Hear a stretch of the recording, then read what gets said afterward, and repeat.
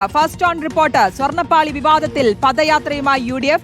ചെങ്ങന്നൂർ മുതൽ പന്തളം വരെയാണ് പദയാത്ര സംഘടിപ്പിക്കുന്നത്. ഈ മാസം 18-ന് വിശ്വാസ സംരക്ഷണ യാത്രയും സംഘടിപ്പിക്കും. സംസ്ഥാനം മുഴുവൻ UDF നേതാക്കൾ പ്രതിഷേധത്തിന്റെ ഭാഗമാകും. റോഷിപാൽ നൽകും വിശദാംശങ്ങൾ. റോഷിപാൽ, പ്രക്ഷോഭം ശക്തമാക്കുമെന്ന് വ്യക്തമാക്കിയിരുന്നു. ഇതിൽ UDF-ന്റെ പ്രതിഷേധം അത് ഏതൊക്കെ രീതിയിൽ മുന്നോട്ട് പോകുമെന്നുള്ളതാണ് ഇനി കണ്ടറിയേണ്ടത്. അതിൽ പ്രധാനമായും പദയാത്രയിലേക്ക് കടക്കുകയാണ് UDF. എങ്ങനെയാണ് തീരുമാനം? എങ്ങനെയാണ് ഈ പരിപാടി ഉദ്ദേശിക്കുന്നത്?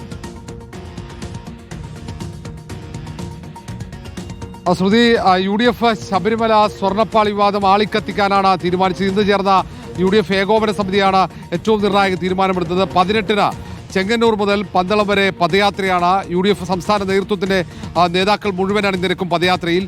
കാരണം അന്ന് പന്തളത്ത് കോൺഗ്രസിന്റെ മേഖലാ ജാഥകൾ അവസാനിക്കുകയാണ്. അവിടെ മഹാസംഗമം നടക്കുന്നുണ്ട്. ആ മഹാസംഗമ സ്ഥലത്തേക്കാണ് ചെങ്ങന്നൂരിൽ നിന്നും UDF നേതാക്കൾ പദയാത്രയായി എത്തുക.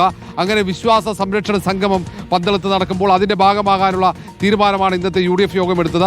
വിഷയം പരമാവധി ആളിക്കത്തിക്കാനുള്ള തീരുമാനമാണ്.